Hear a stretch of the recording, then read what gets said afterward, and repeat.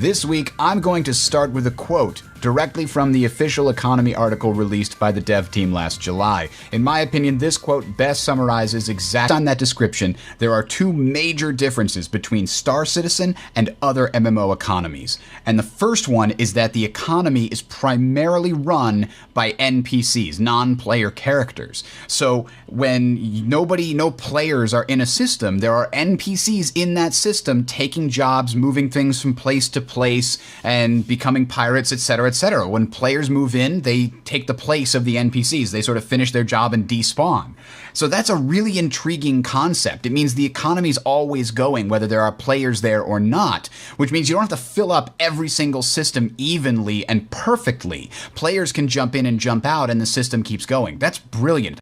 Now, the other major difference is that you'll be able to buy and sell factories and refineries and these things they call nodes in the economy that sort of work as investments. So if there's a refinery that's not making a lot of money because there's not enough people bringing ore to it, and then your corporation discovers a new mining belt in the area, you will buy that factory quick at a very low cost because it's not profitable. Then it will become profitable as you start to exploit that new mining area.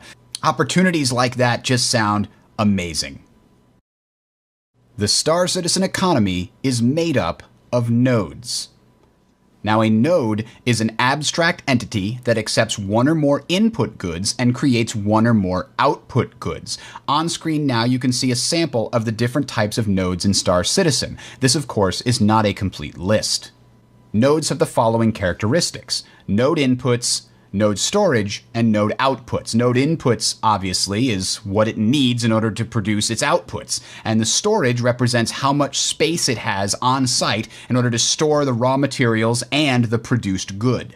Now, the speed at which a node operates is affected by worker morale, equipment quality, and the amount of equipment. So if you own a factory, you are going to have to concern yourself with some of these things. You could try to buy better equipment on the open market to improve the efficiency of your factory. You could improve the amount of equipment, essentially making the factory bigger so it produces more stuff at the same time. Or perhaps you build an entertainment node nearby so your workers get higher morale.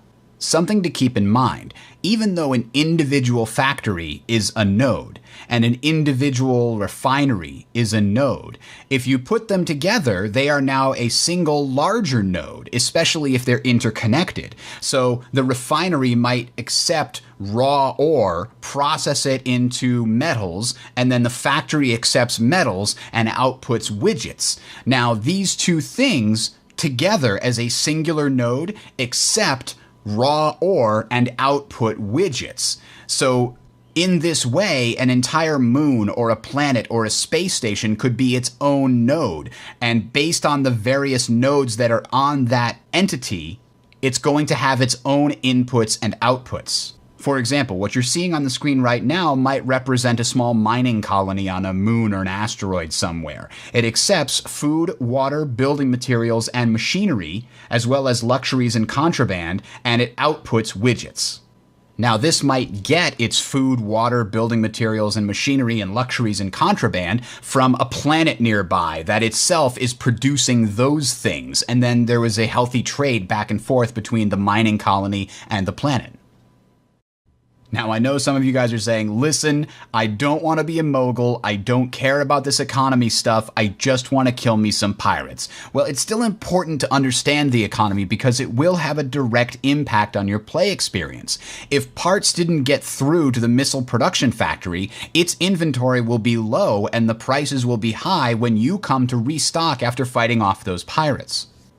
So if your corporation tends to hang out in a specific area or you've staked off some area as your territory, it's in your own best interest to make sure all the weapons factories and ammunitions factories are well stocked with their raw materials so that you can always resupply at the lowest cost possible. So now that you know how nodes work, how does one go from raw materials to Hylar 5 assault laser? Well, what you can see on your screen here is an example of how you do just that. You start with the resources, in this case ore and hydrocarbons, and you slowly process them into tier 1 goods, then tier 2 goods, and then tier 3 goods, and finally you put them together to make a working product.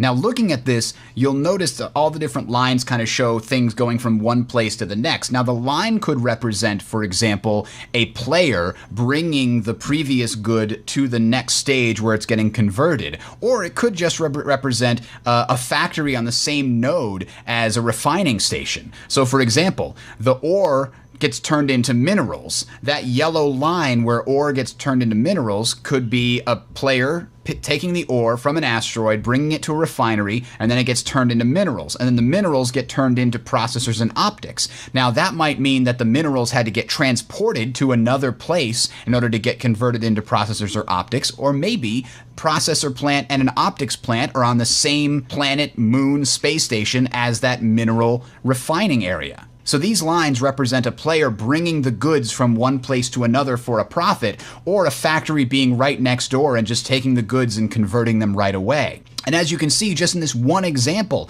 there are going to be a lot of lines. It's very unlikely that all of this entire production capacity is on a single node. There will only be so much space in each city, at each planet, at each moon, etc., etc. And presumably, the more nodes that are in an area, the more expensive it's going to be to build new nodes.